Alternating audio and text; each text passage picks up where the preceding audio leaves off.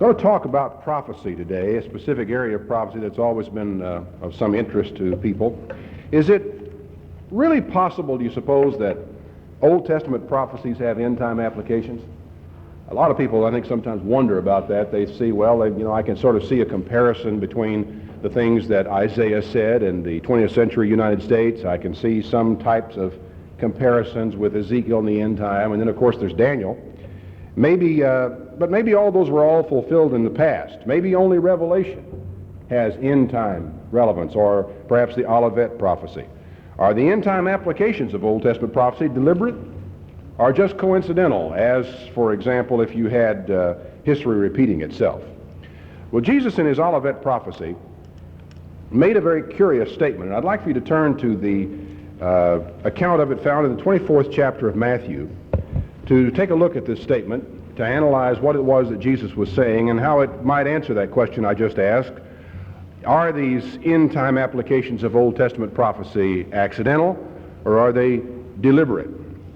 Matthew, the 24th chapter, the entire chapter, in fact 24 and 25, all constitute what is called the Olivet prophecy, and they are given, all these statements are given in answer to a very simple question.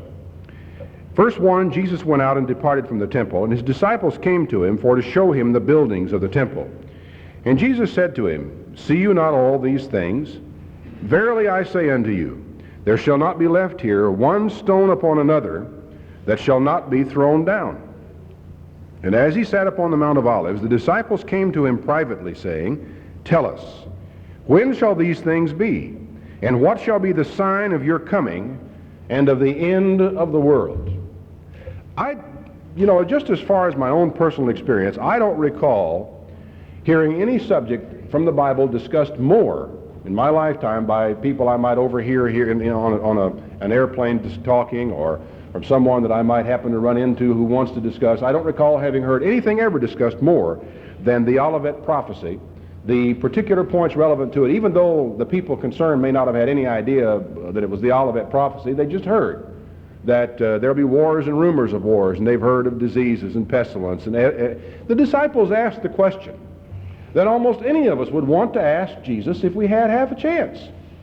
What is the sign of your coming and of the end of the world? How are we going to know when these things go on? Now, Jesus proceeded to generalize, really, to give a lot of sort of signs of the times.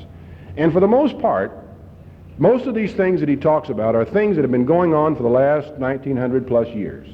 There've been wars and rumors of wars. There's been a disease epidemic here. There's been a famine there. There's been an earthquake there. And they just go on and on and on. And you ask yourself, how can these be signs of the end of the world? What can I get hold of in this to make me realize that I'm getting close to the end? Because these things have always been.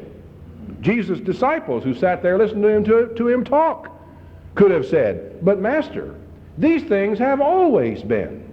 There have always been either the war or a rumor of a war in my lifetime, and I've heard it from my grandparents from time immemorial. And even the pages of the Scriptures are replete with it. How are we to learn anything from all of this? And of course, early on, Jesus said, don't be dismayed. The end is not yet. Basically, he tells them all these things are just the beginning of sorrows. Just that you haven't seen anything yet, he said, whenever these things take place. It's down in verse 14 when he begins to become specific and some things that you can get a handle on. He first says, this gospel of the kingdom shall be preached in all the world for a witness unto all nations, and then shall the end come. That's fascinating, because there is right now not a nation under heaven where the name of Jesus Christ is not known. There is nowhere where the essential core of Jesus' message has not been preached. Isn't there? The Bible has been translated into every known language on the face of the earth. But the true gospel apparently has not been preached. This requirement has not been met, because he doesn't say that has to happen before the end comes. He said it will happen, and then the end will come. So this particular requirement somehow is yet ahead of us. But the peculiar statement is in verse 15. When you therefore shall see the abomination of desolation spoken of by Daniel the prophet stand in the holy place, whoso reads, let him understand, Then let them which be in Judea flee into the mountains. Why is that peculiar? Why am I, surprised that somehow or another Jesus would bring in the question of the abomination of desolation? Well, primarily because his listeners and the people sitting before him who had heard this, any other Jewish audience to which he would have spoken, knew the term abomination of desolation. It was a term that had been used commonly among them. They even knew who the person was who had placed the abomination of desolation, and they knew precisely what the abomination was. To their mind, it was one Antiochus Epiphanes who entered into the temple of God, desecrated the altar by offering swine's flesh upon the altar, and then placed a statue of Jupiter Olympus in that place. This had been known by the Jews as the abomination that made desolate from that time. But now here is Jesus reaching back into the book of Daniel, taking a prophecy that his listeners would have assumed had been fulfilled in history, and telling them, when you see the abomination of desolation stand in a holy place, let those that be in Judea flee into the mountains. Jesus took an Old Testament prophecy and placed it squarely into the future. How far out, his disciples had no way of knowing, but he definitely placed that scripture into a future time reference. So I answered my first question. These end-time applications of Old Testament prophecies were deliberate on God's part right from the very beginning. Jesus did not even allow for a previous fulfillment of what this man's of Daniel's prophecy. He didn't indicate that this was kind of a secondary or a repetition. He said, the abomination of desolation spoken of by Daniel. Now, I think that's a very important thing for us to understand, that he understood Daniel's prophecy to deal not with Antiochus Epiphanes, but with the future, somewhere downstream. So he goes on to say, that let him which is on the housetop not come down to take anything out of his house, neither let him which is in the field return back to take his clothes. Woe unto them that are with child, and to them that give suck in those days. But pray you that your flight be not in the winter, or on the Sabbath day. For then shall be great tribulation, such as was not since the beginning of the world to this time, no, nor ever shall be. That's a fascinating scripture. One thing that's fascinating is, why should you pray that your flight be not on the Sabbath day if the Sabbath day is not binding upon Christians? Now, the arguments that have been advanced are, well, for those living in or around Jerusalem, well, they could get stoned by a bunch of Orthodox Jews if they were to be seen leaving the city on the Sabbath day. But wait. The people who are leaving are people without even an extra change of clothes. They are carrying no bags. They have just laid down or stopped with whatever they were doing. They have gotten down. If they happen to be on a rooftop, they did not go back down into their house. They went right across the top of the way of the roofs to the easiest way down and out of the city. There was no question of getting into difficulty then or today. If you go down to Jerusalem right now today and on the Sabbath day, you'll see cars going to and from hither and yon throughout the city. There's nothing unusual about people moving around except in a very narrow little part of that city on the Sabbath day where some very Orthodox Jews live. And this doesn't say just in Jerusalem, it says in Judea, which includes the whole countryside, the whole province round about Jerusalem, that all of those people are to flee into the mountains. Just the whole very idea of the gates being shut on the Sabbath, is that where the problem is? The gates being shut on the Sabbath would not prohibit you from getting out of the city. And it wasn't just the city that was at stake. It seemed very evident that there's something to do a little bit more than that with this flight being on the Sabbath. So they were warned that their flight should not be on the winter. That's easy to understand. It's going to be very miserable out trying to make your way up and down the countryside without having taken any extra shelter, no tent that you've been able to carry, no preparations. You just had to get yourself together and get out of that place. He says, except those days should be shortened, there should no flesh be saved. But for the elect's sake, those days shall be shortened. Let's go on over to Mark's account of this in the 13th chapter of Mark and see what comparison we can find here. Beginning in verse 9 of Mark 13. Take heed to yourselves, for they shall deliver you up to councils, and the synagogues you shall be beaten, and you shall be brought before kings and rulers for my sake, for a testimony against them. And the gospel must first be published among all nations. But when they shall lead you up and deliver you, take no thought beforehand what you shall speak, neither do you premeditate.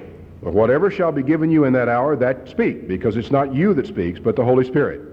He then spoke of the same thing that was recorded in Matthew's gospel, that brother shall deliver up brother, that they'll be betraying one another, they'll be hated by all men for Jesus' name's sake.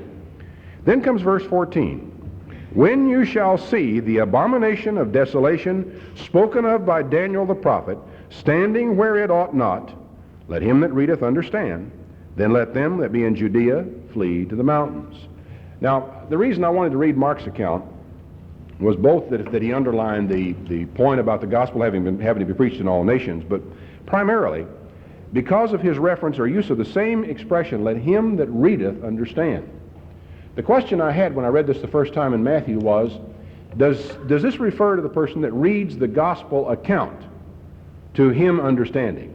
Well, Jesus wasn't writing when he made this statement. He was talking. The question I had was, well then, is this Matthew's edit? But Mark has it as well. No, I think that Jesus made the statement orally to a group of people who were listening to him, and he said, let him that readeth, read what? Reads Daniel. Not the gospel account, Daniel. Let the one that reads Daniel understand. That's a rather cryptic warning. It's a little difficult to understand precisely why Jesus would have said that, except that apparently it's not obvious. Apparently the significance of this abomination of desolation is not just really all that obvious to the reader.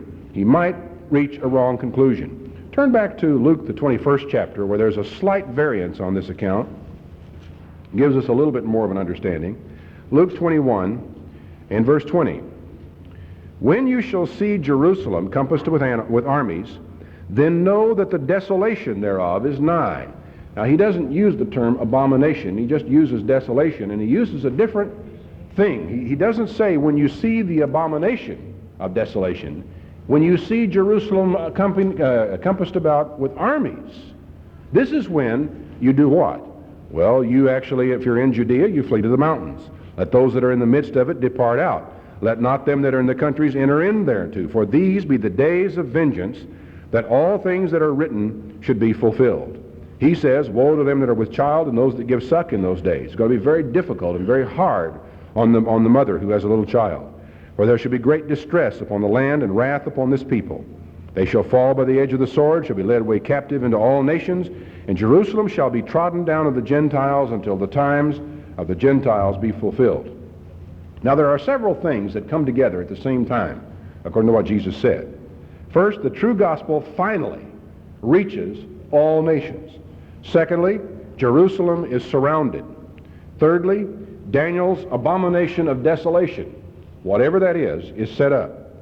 There is still one short moment in this time, very brief moment, in which to flee.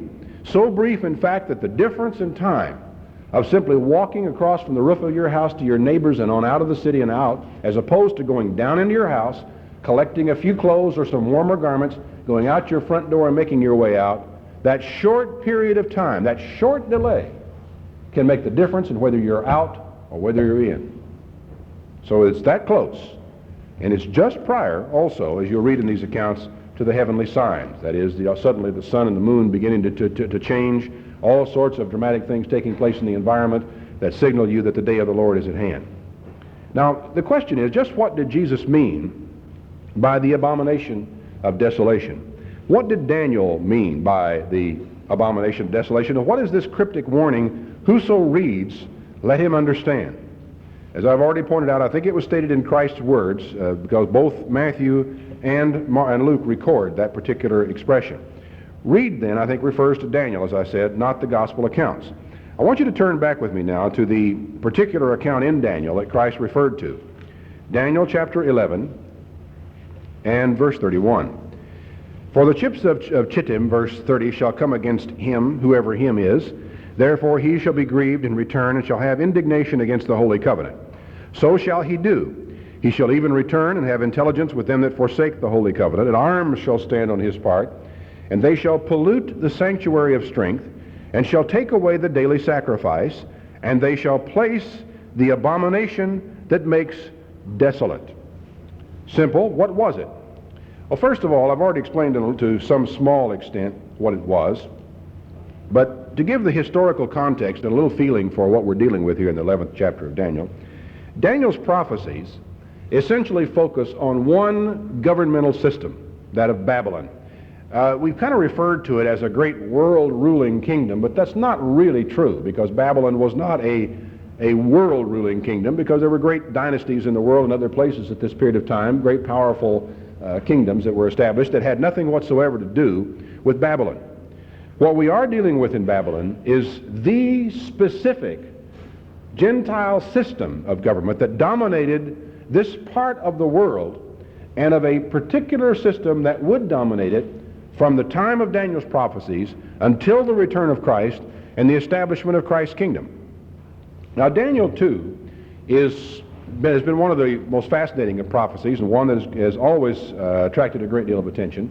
And it is really a very simple prophecy. It requires very little in the way of interpretation. The interpretation is given by Daniel, and I don't know of a single commentary that differs on the overall interpretation of the second chapter of the book of Daniel. Daniel, for those of you who might not recall, in the second chapter describes a great image. It had a head of gold. It had a breast of silver. It goes all the way down to brass and iron, and then finally iron mingled with clay at its feet. Daniel, in his interpretation of this vision, divides this image into four separate systems.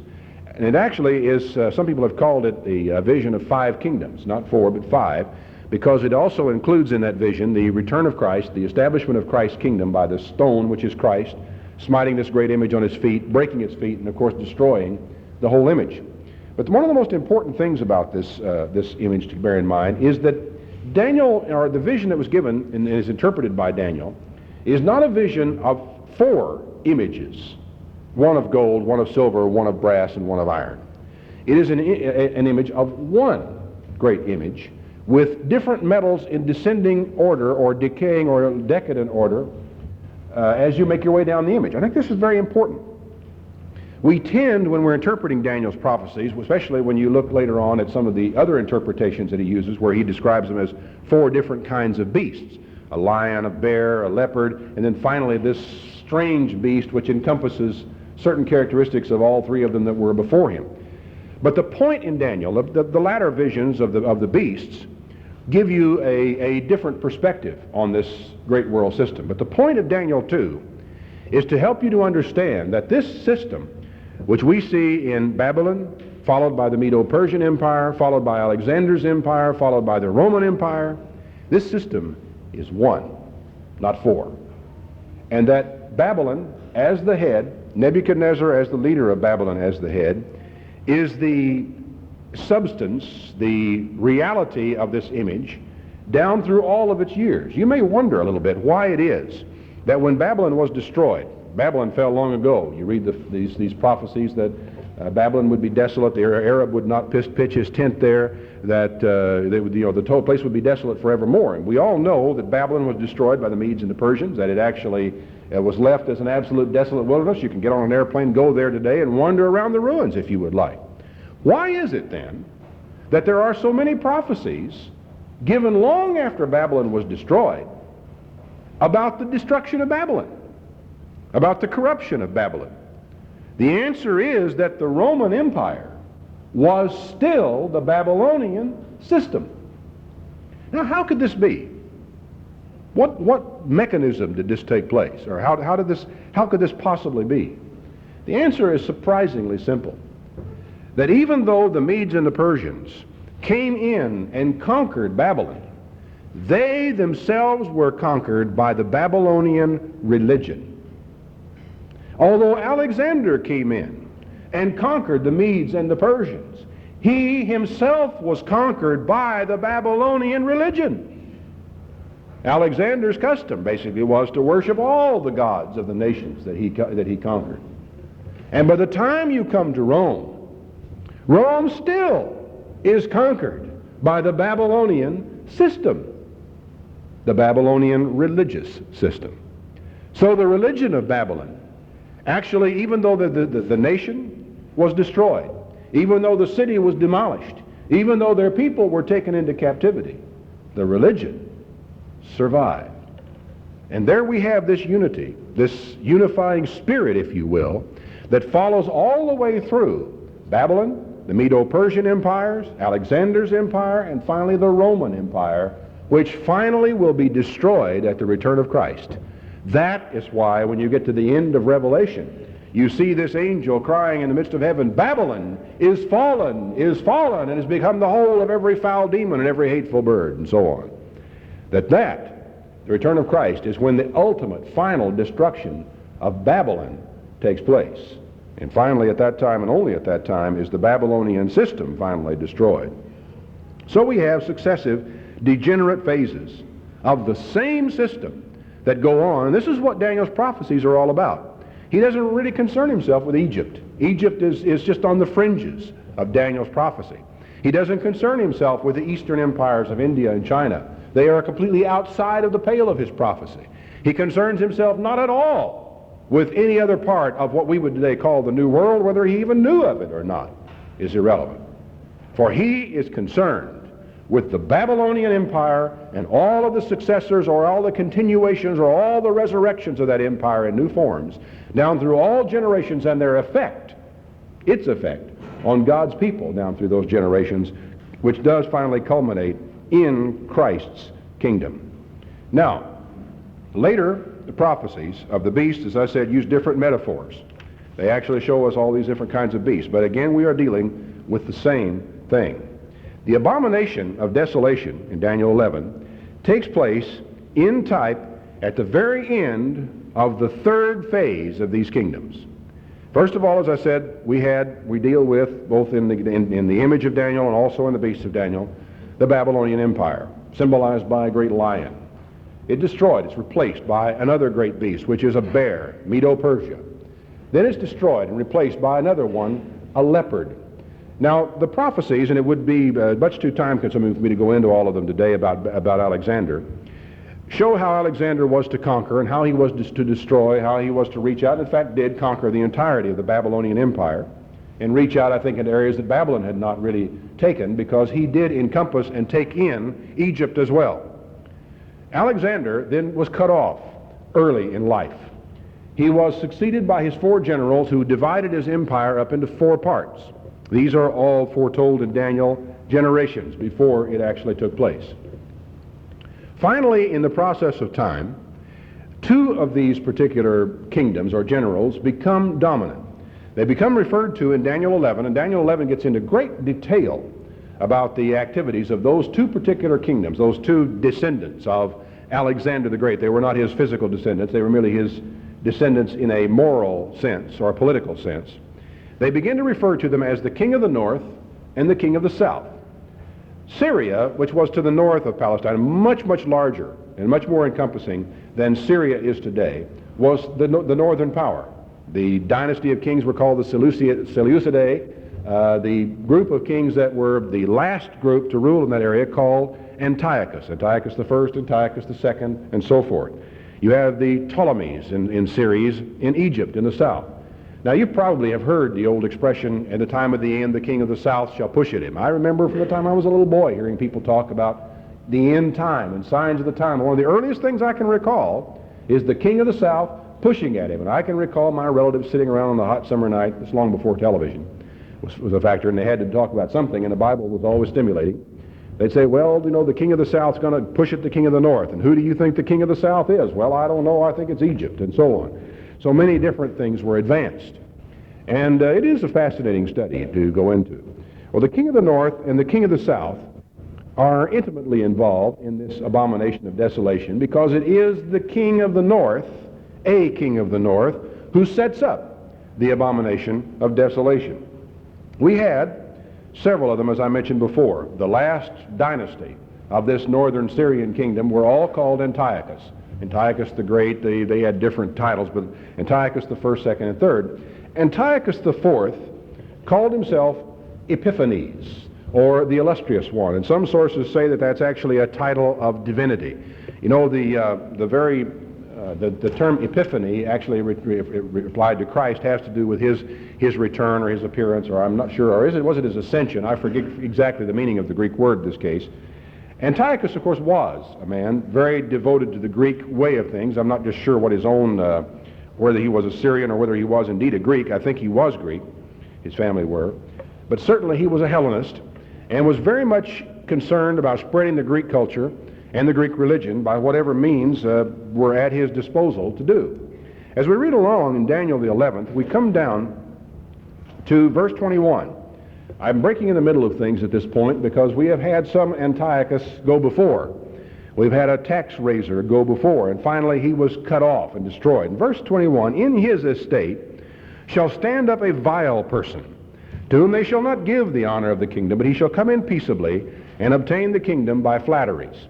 Now, I won't bore you with a great deal of historical references to this, because I think, as far as I know, every historical source is in agreement with the identity of this vile person with with Antiochus Epiphanes.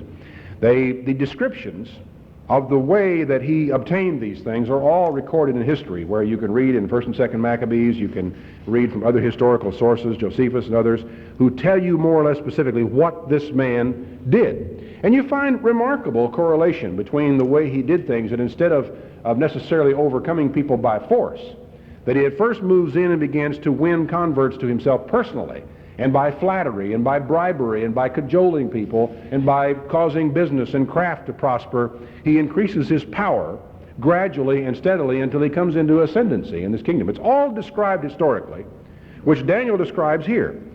Daniel is so accurate, in fact, that many of the critics insist on placing the time of the writing of Daniel in 175 BC.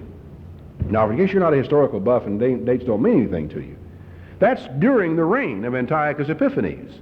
That's at the time he was on the scene performing the very things that Daniel wrote here. Whereas, in fact, Daniel tells us that he wrote while Nebuchadnezzar still lived.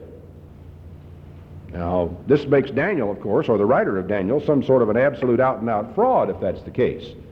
And we are still left with the problem, even if we place him in 175 BC, of explaining how it was that he was able to foretell everything from 175 BC on, including the Roman Empire, the establishment of the Roman Empire.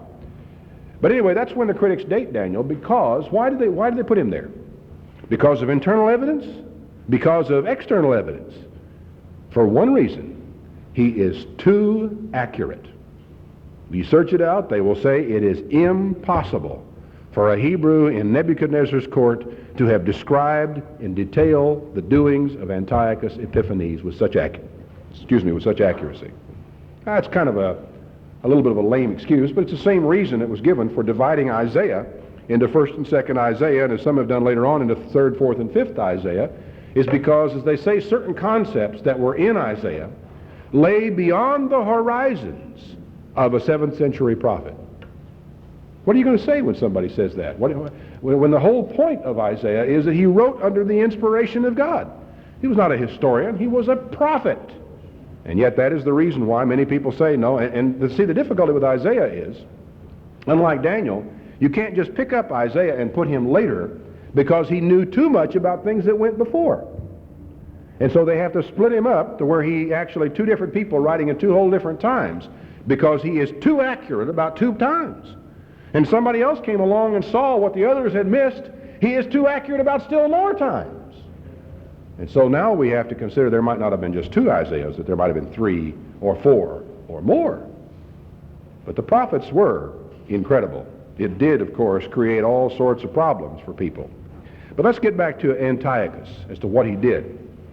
With the arms of a flood they shall be overflown from before him, and shall be broken. Yea, also the prince of the covenant, which is a reference to the high priest, and he caused one of the high priests to be deposed and replaced by a man named Jason, who was loyal to him personally, and Jason, of course, had bribed him and other people to try to obtain the high priesthood as well.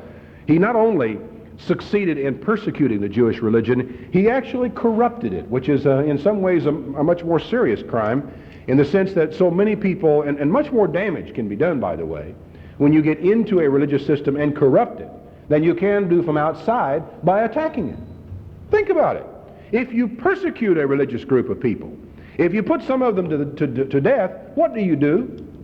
You drive them together. You make them stronger. You actually give them a reason for fighting you.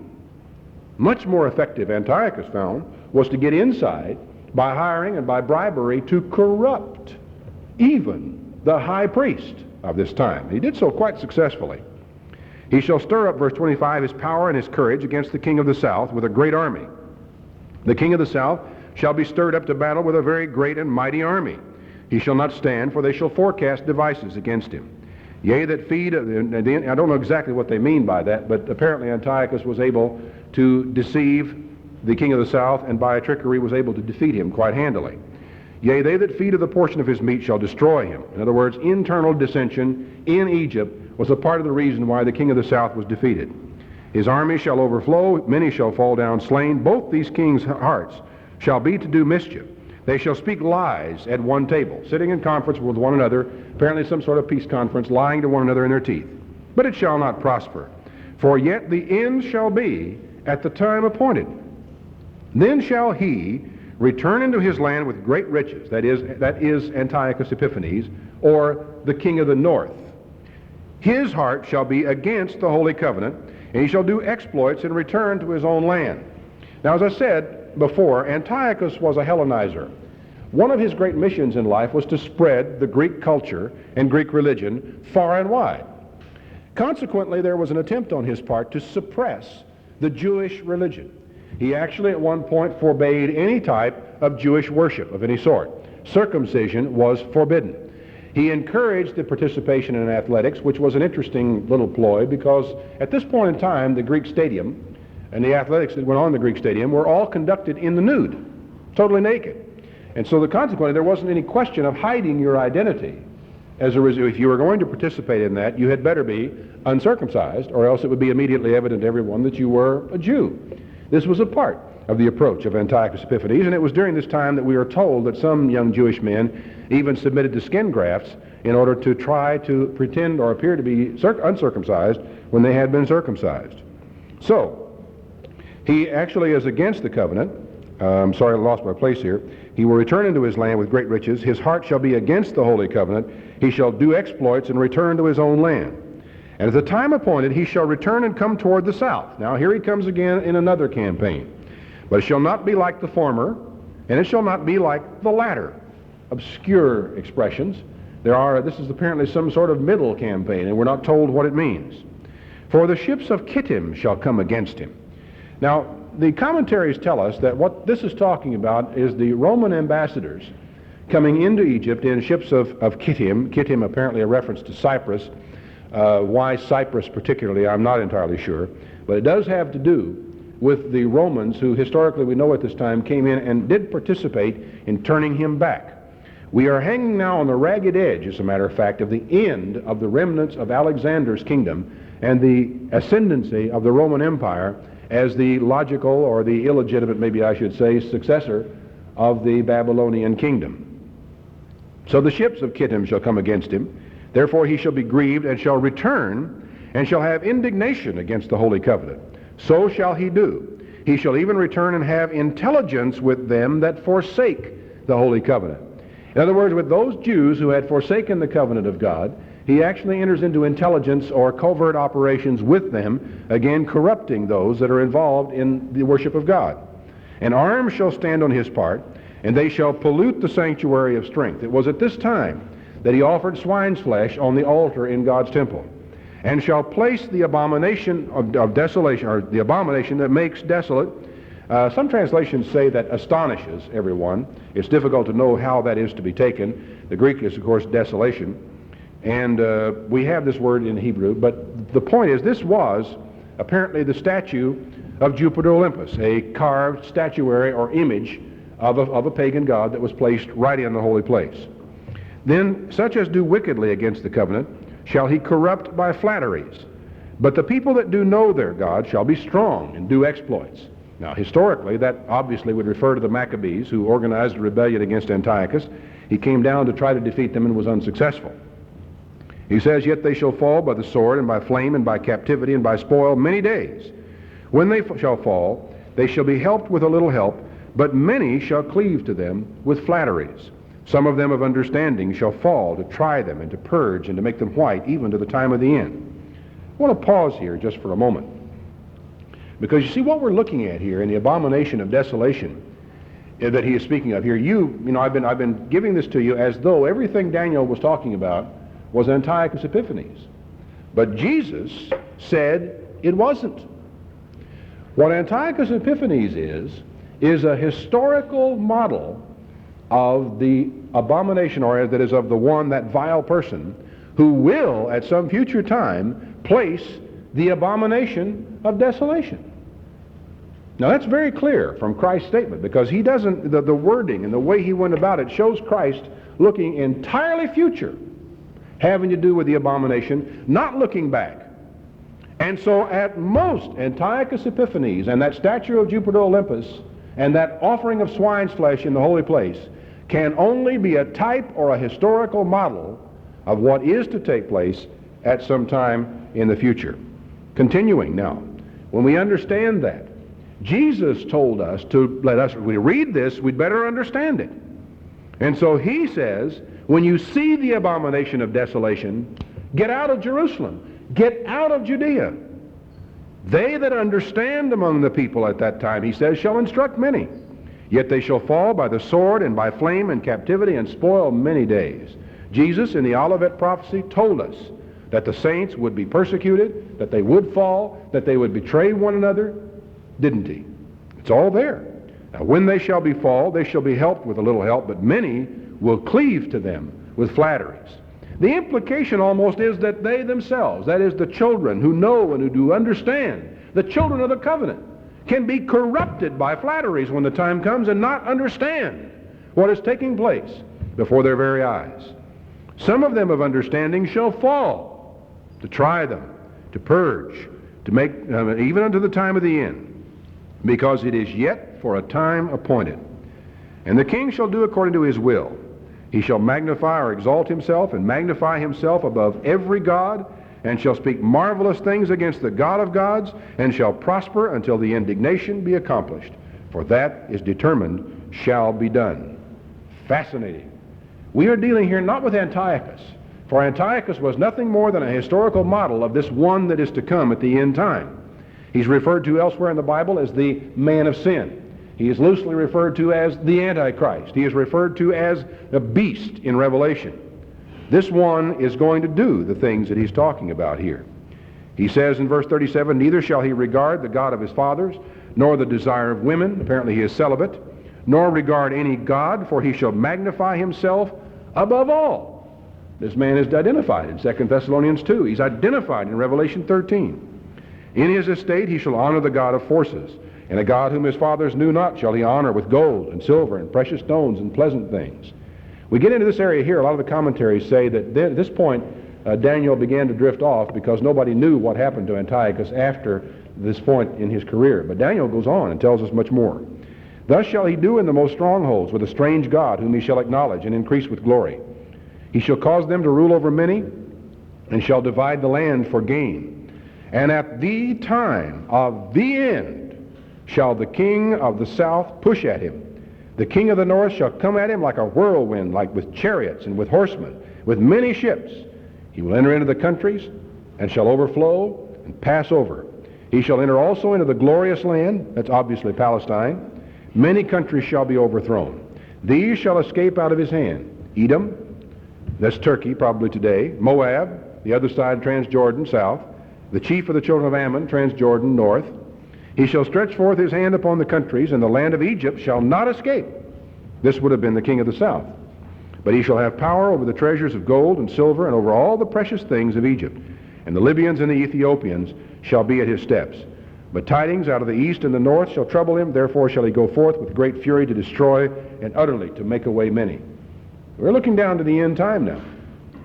It's an interesting thing in prophecy, how these things can start out dealing purely with a historical model. And at some undefinable point in the prophecy, it drifts into the antitype, that is the ultimate in-time fulfillment of all these things. Jesus makes it clear to us that by the time we get to the abomination of desolation, we have moved into the type, not just the antitype. We've gone well beyond Antiochus Epiphanes at this time. And he, that is this king of the north, shall plant the tabernacles of his palace between the seas in the glorious holy mountain. Yet he will come to his end, and none shall help him. At that time shall Michael stand up, that great prince which stands for the children of your people. And there shall be a time of trouble such as never was since there was a nation, even to that same time. This is identified elsewhere in the Bible.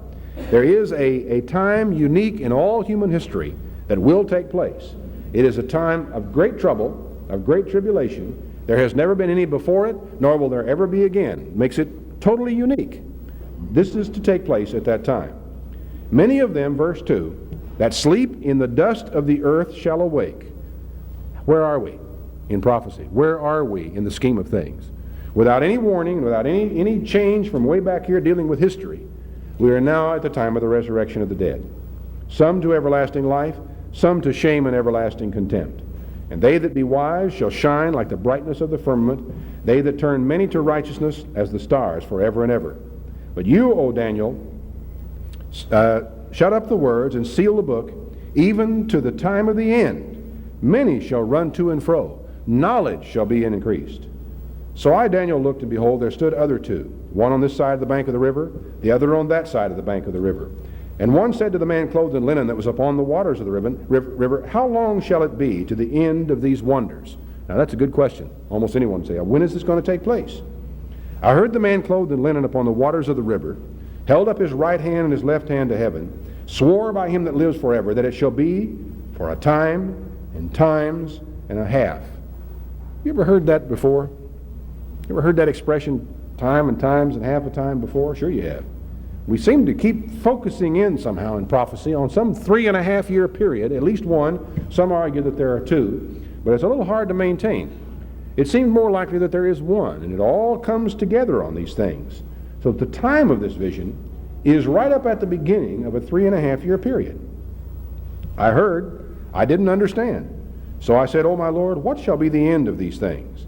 Go your way, Daniel, for the words are closed and sealed until the time of the end. Many shall be purified and made white and tried. The wicked shall do wickedly, but none of the wicked shall understand. The wise shall understand.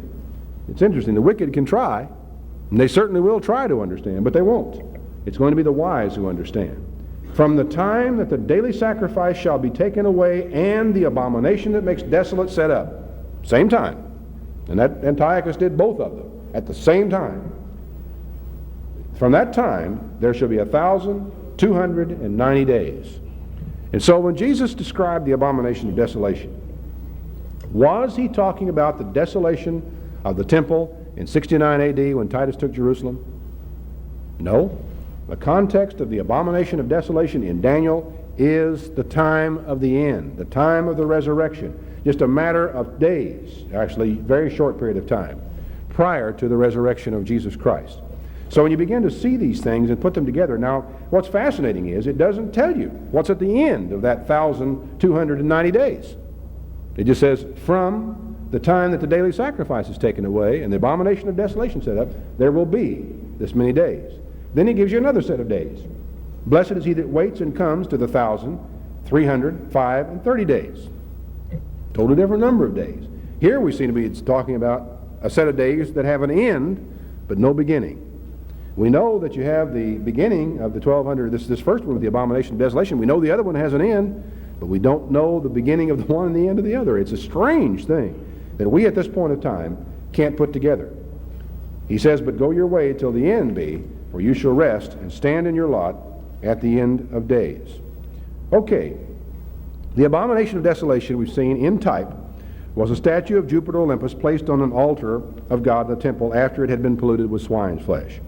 Yet Jesus offered it as a sign of future events at the time of his coming and at the end of the age. Now I want us to turn back briefly to Isaiah the 41st chapter, Isaiah 41, verse 22. A challenge is thrown out by God to the false gods. Isaiah chapter 41 and verse 22. He says, let them, that is these false gods or prophets, bring them forth and show us what shall happen. Come on, foretell the future for us. Let them show the former things what they be, that we may consider them and know the latter end thereof them, or declare to us things for to come. I remember once riding along the car with some students, and somebody was saying, how do you go about proving that prophecy is dual? And one of them said, I don't know, I guess you just have to accept it on faith. No, you don't have to accept it on faith. Isaiah here categorically tells us that it is in studying or considering carefully the former aspect of a prophecy that you're going to understand the latter end thereof. And so Jesus said, let him that reads Daniel understand. So there is something in that original event dealing with this abomination of desolation and all that was around it that would help us to understand. Question: does it seem likely to you, as important as the abomination of desolation is, and this vile person, but the abomination of desolation, and it's as a sign to God's people for flight or for whatever, does it seem likely that it would go unmentioned in the book of Revelation? Seems strange, doesn't it? You would think, okay, now where will I find it? Because Revelation is an awfully comprehensive prophecy of the end time. And it's hard to imagine anything so pivotal as the abomination of desolation. We know that the man of sin, or the vile person, does find an image in Revelation. What about the abomination of desolation? Well, if it's going to be anywhere in Revelation, it's going to have to pretty well be in the 13th chapter. So let's go back there and take a look at it, because this is where the man of sin is, this is where the beast is, this is where the Antichrist comes on the scene. If we're going to find it, it's most likely going to be there. The term abomination of desolation isn't found in the book of Revelation. But there are some interesting things in here that I think that, and they're questions that are very commonly raised by Christians and students of the Bible. Chapter 13, I stood upon the sand of the sea and saw a beast rise up out of the sea, having 7 heads and 10 horns. That's very important, by the way, because this 7 heads and 10 horns crops up in 2 or 3 places, and it helps you to identify just exactly what beast you're dealing with. Upon his horns 10 crowns, upon his heads the name of blasphemy. The beast I saw was like a leopard. Now, a leopard in Daniel's prophecy was Alexander's kingdom, and his feet were like the feet of a bear. The bear in Daniel's prophecy was the Medo-Persian Empire. And his mouth was like the mouth of a lion. That was the Babylonian Empire. So we find this beast encompassing in this strange beast the characteristics of all of this image that Daniel originally saw, that Nebuchadnezzar saw, that Daniel interpreted, that had to do with the Babylonian kingdom in all of its successive revivals or resurrections. The dragon gave him his power and his seed and his great authority. Now we all understand, do we not, that in the book of Revelation, the dragon symbolizes Satan the devil. He has too many references and cross-references you can get. It's easy to identify that. I saw one of his heads, as it were, wounded to death, and his deadly wound was healed. And all the world wondered after the beast, and they worshipped the dragon. They actually worshipped Satan, that gave power to the beast. They worshipped the beast, saying, "Who is like unto the beast? Who is able to make war with him?" There was given him a mouth, speaking great things and blasphemies, and power was given to him to continue for 42 months. Now, 42 months works out to be a time, and times, and a half a time. So it works out to be 3.5 years. There we are, back to that time element that Daniel mentioned again. He opened his mouth in blasphemy against God, to blaspheme his name and his tabernacle and them that dwell in heaven. This was characteristic of Antiochus, who fulfilled this in type. It was given to him to make war with the saints. Antiochus made war with and overcame it for a time, the Jews. Power was given him over kindreds and tongues and nations, and all that dwell upon the earth shall worship him, whose names are not written in the book of life of the Lamb slain from the foundation of the world. What is the defense that keeps a person from worshiping the beast? It is the fact that they actually have received the Spirit of God and had their name written down in the book of life. If any man have an ear to hear, let him hear. Here's this sort of cryptic warning again about listening, about hearing. Like Jesus said, he that reads, let him understand. Here he says, if you have an ear to hear, hear. He that leads into captivity shall go into captivity. He that kills with the sword must be killed with the sword. Herein is the patience of the saints. Now he says, I beheld another beast coming up out of the earth. He had 2 horns like a lamb, and he spoke as a dragon. What have we got? Well, any student of the Bible understands that when you start talking about a lamb, you are dealing with a symbol of Christ, the Lamb of God. When you talk about the dragon, you're dealing with Satan the devil. So here you have something that looks like or pretends to be Christ, and yet speaks with the mouth of the devil. Strange combination, isn't it? You have a demonic religious system. He exercises all the power of the first beast before him, and causes the earth and them that dwell therein to worship the first beast, whose deadly wound was healed. He does great wonders, so that he makes fire come down from heaven in the sight of men. Of course, that's one of the characteristics that Daniel mentions about the miraculous powers that are involved. He deceives them that dwell on the earth by the means of those miracles which he had the power to do in the sight of the beasts, saying to them that dwell upon the earth that they should make an image to the beast, which had a wound by the sword and did live. And he gave power, or had power, to give life to the image of the beast, that the image of the beast should both speak and cause that as many as would not worship the image of the beast should be killed. What in the world is that? Now, it's been suggested, in fact, there was an article entitled "Who is the Image of the Beast" by Herman Hayes some time ago, and he made a rather interesting case that the image of the beast, that the beast itself was really the Roman, the Babylonian, and yet at this point in time Roman civil government. It was the government of Rome. And the whole structure of the Roman government, from emperor to senate to the all the way down to the little other aspects of the Roman government, all of these things found a pattern in the government of a religious system, which was the image of the beast. In other words, the basic form of the government, with a papacy followed by your cardinals and bishops and all out into synods and dioceses and so forth, was an image or a model of the Roman civil government, which was really a kind of an interesting article. And you read through it, you could find a certain amount of credence in it. It does raise a very large question in your mind if at some point in time the Church of God then begins to adopt that system of church government, if they are then reaching out and adopting the image of the beast. There are certain problems, though, I feel, with that traditional idea. It seems weak to me, and I have difficulty in being able to put it together. And yet the imagery that we're giving here, it's difficult to imagine that this icon of the beast, or which is what the Greek word is, icon, is actually a statue that this false prophet goes hocus pocus, and suddenly the statue steps down off its pedestal and begins to speak. The imagery does not lead itself to the image of the beast being nothing more than a statue or an idol, does it? It seems that it would have more to do with something to do with form or shape or something else. The fact of the matter is, at this point in time, I don't think we know what this is. One of the problems, and there's a very real danger in both this and in the mark of the beast. We also, years ago, published a little booklet called The Mark of the Beast. And sort of since a mark is a sign, it went back into the Old Testament and showed how the Sabbath was a sign that you were God's people, and drew the comparison of God's sign and Satan's sign, and so consequently Sunday became the mark of the beast. There is a problem here, though. When you believe that you have found something, you have a natural tendency to stop looking for it. That's simple, isn't it? You lose a cuff link, you go rummaging around the floor, you find it, you stop looking, don't you? Simple. When you believe that you have found the one true answer to a puzzle or an enigma or some obscure thing in the Scriptures, you have a very strong tendency to stop looking. And I'm afraid what all of us did was we read the booklet, we sort of believed it, we thought that makes sense, it may have touched a nerve, or we thought, I think I can understand that. We tucked it away in our little folder of booklets, or we put it away in our little box of booklets, and we thought that question is resolved. There's a very grave danger in that particular situation. Let me go on record as saying a couple of things. We do not know what the image of the beast is. Secondly, we do not know what the mark of the beast is yet. It is necessary for us to keep on looking.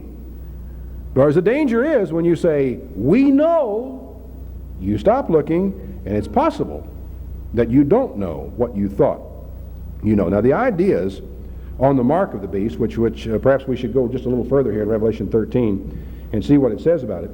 It says in verse 16, He causes all, both small and great, rich and poor, free and bond, to receive a mark in their right hand or in their foreheads, and that no man might buy or sell save he had the mark or the name of the beast or the number of his name. Notice it's not the number of the beast, it's the number of his name.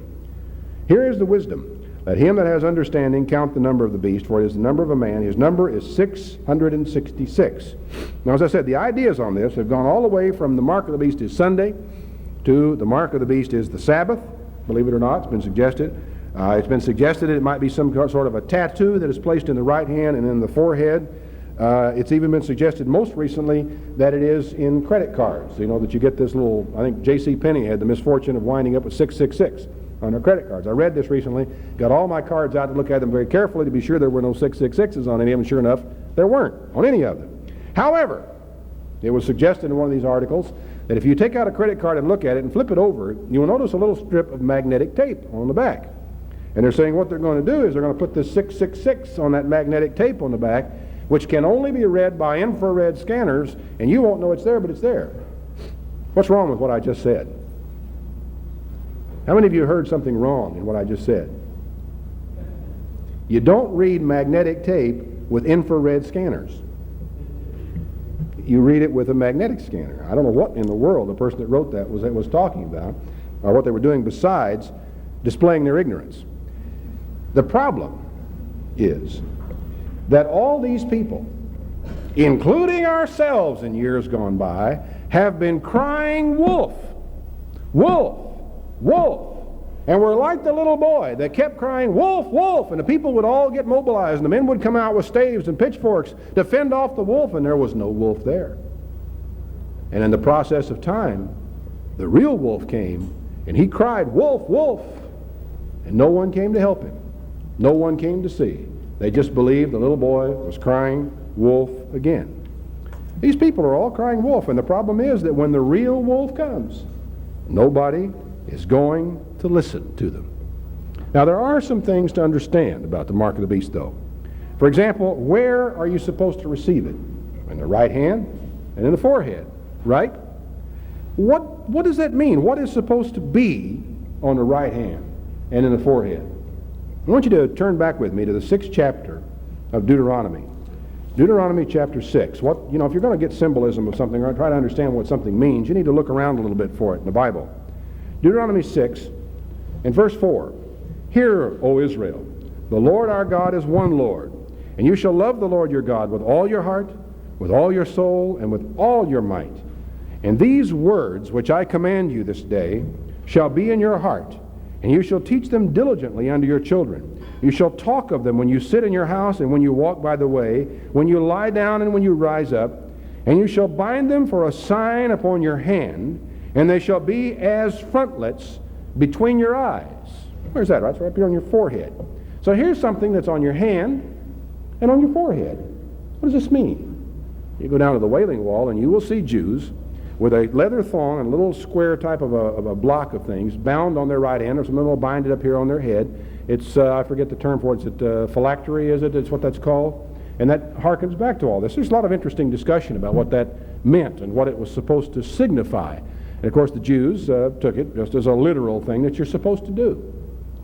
What does it mean? Turn back to Exodus, the 13th chapter. Exodus chapter 13. Try to grasp this thing a little more firmly. Exodus chapter 13, and beginning in verse 6. 7 days shall you eat unleavened bread.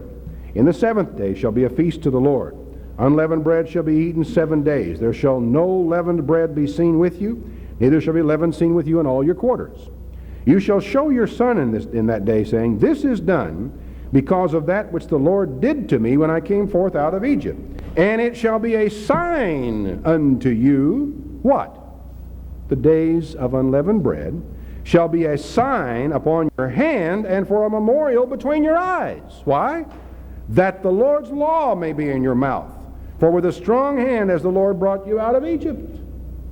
We're not dealing merely with the 10 Commandments, brethren, when we're talking about that thing. It wasn't enough just to take 10 Commandments and write them on a little parchment, roll them up into some little block or square, and tie it on your hand or on your forehead. That wasn't what God was talking about. Thus, these holy days, as is the Sabbath, he says, are a sign, and it's not very far between sign and mark, is it? As far as being able to get the idea of a distinguishment. What is it that's supposed to be on your right hand and your forehead? It is the law of God. And in this case, specifically the days of unleavened bread. When you eat unleavened bread for 7 days as a sign upon your right hand and in your forehead. What was the sign? A tattoo? A mark? A card? The sign was the outward observance of something. You know, it doesn't take any imagination to understand what he meant by that. By hand, he meant the things that you do. By your forehead, he meant the things that you think, you believe, and you decide. Now that's admittedly my own interpretation, but let's see if we can support it. Turn back to Proverbs chapter 7. Proverbs chapter 7, verse 1. My son, keep my words. Lay up my commandments with you. Keep my commandments and live, and my law as the apple of your eye. Bind them upon your fingers. Write them upon the tables of your heart. Say unto wisdom, you are my sister, and so forth. Mind, the heart or the forehead are used interchangeably in this sense. It just simply means your mind, your will, your conscious intent. And the hand or the fingers obviously means what you do. Whatever the sign then or the mark of the beast is, it is something you believe and something you practice. And I think it's something you need to take a look at, that it is something you believe and something you practice in place of what should be on your right hand and in your forehead. What should be on the fingers of your hand and what should be in your heart.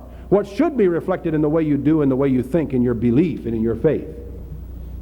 Well, if you look at what should be there, you find it's the law of God. You find the days of unleavened bread are that one of those signs that's supposed to be in your hand and supposed to be in your forehead or up here where it can be thought of or aware of you. Not talking about some kind of an outward mark. Had the mark of the beast been intended to be a mark in the sense of a tattoo or some imprimatur or some type of implant or something like that, it would have used the word scopos or stigma, which are used elsewhere for that type of thing. You've heard of stigmata, have you not? Stigmata is the idea of people who have a little mark in the palms of their hands that are supposedly the reproductions of the nail prints of Jesus' nail. This happens has happened with some people in the past. So he would have used scopos or stigma. The word, however, for the mark of the beast is charagma. Now the word is used one other place, and that's in Acts, apart from these references in the book of Revelation to the mark of the beast. But it's used elsewhere in Greek writings, and basically it means a sculpture. It doesn't really mean a mark in your hand or something you can put on a blackboard, or mark in the sense of something you put up and shoot at. It's not that. Like Paul uses the expression, I press toward the mark of the high calling. I believe that is skopos in the Greek. Different approach. It is the word which means an image or a sculpture and would be used for an idol. Now what is fascinating about this is that we then go back here to Revelation 13 again, which I think we should just take another quick look at it, at what he's saying here. There is a definite relationship between this image or icon of the beast and the mark of the beast being in itself an image or a sculpture or an idol in this sense. He causes all, both small and great, rich and poor, to receive a mark in their right hands, a charagma, in their right hands and in their forehead. Now again, let's keep in mind, we are not receiving this in terms of some outward physical mark like a tattoo, any more than when we keep the days of unleavened bread we get a mark like that. We actually show it by what we do and by what we believe, that they actually believe in and worship or serve an idol. There's been so much conversation about the number 666, and people worry about getting it on the license plate of their car. They worry about having it on a credit card. The fact of the matter is the number 666 doesn't mean a thing unless it is attached to an idolatrous observance. That the fact of the matter is, when it comes down to it, that those people who have the Spirit of God and whose names are written in the book of life will not receive the mark of the beast, even if they didn't know what it was. And I'll tell you for sure, receiving it in magnetic tape on the back of a credit card is a far cry from having it in your forehead, in your consciousness. There's a great danger, I feel, of being blindsided when a lot of this comes, and I said part of the danger comes from having cried wolf one time too many on some of these things. But I want you to turn back to 2 Thessalonians, where we find out what our defense is in this particular thing. 2 Thessalonians chapter 2, maybe tie some of this together.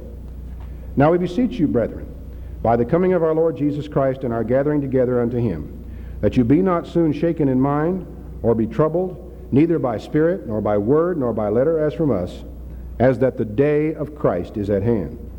Let no man deceive you by any means, for that day shall not come, except there come the apostasy first, and that man of sin be revealed, the son of perdition, who opposes and exalts himself above all that is called God, or that is worshipped, so that he as God sits in the temple of God, showing that he is God. This is the one that places the abomination of desolation. This is the one that causes people to receive the mark of the beast. Remember you not that when I was with you, I told you these things. Now you know what withholds, that he might be revealed in his time. For the mystery of iniquity does already work. And elsewhere, the mysteries are identified as connected again with Babylon, the Babylonian mysteries. Only he who now lets will let until he be taken out of the way. Then shall that wicked be revealed, whom the Lord shall consume with the spirit of his mouth, and shall destroy with the brightness of his coming. Even him whose coming is after the power of Satan, or the working of Satan, with all power and signs and lying wonders, and with all deceivableness of unrighteousness. What's righteousness? They're identified elsewhere in the Bible. All your commandments are righteousness. The law of God describes what righteousness is. It's the law of God that's supposed to be reflected in our right hand and our forehead. That is, in the way we believe, the things we feel, the things we hold in our minds, and the things we do with our hands are supposed to be reflected in that way. Deceivableness of unrighteousness in them that perish. How do you know you won't be deceived by this one? It goes on to say, it'll happen because they received not the love of the truth, that they might be saved. For this cause God shall send a strong delusion, that they should believe a lie, that they all might be damned who believed not the truth, but had pleasure in unrighteousness. There's that word again. But we are bound to give thanks to God always for you, brethren, beloved of the Lord, because God has from the beginning chosen you to salvation through sanctification of the Spirit and belief of the truth, whereunto he called you by our gospel to the obtaining of the glory of our Lord Jesus Christ. Therefore, brethren, stand fast, hold the traditions which you have been taught, whether by word or by our epistle. You know, when Paul is writing here, and I almost get from what he writes here, as I do out from elsewhere, there doesn't seem to be that great a danger of the people of God who are obeying his law and keeping the Sabbath and observing his holy days. It seems very, very little danger of them believing in or following or accepting the mark of the beast. Why is it important then? It's very important that you and I never be found guilty of crying wolf, so that when the real wolf does appear, somebody might believe us.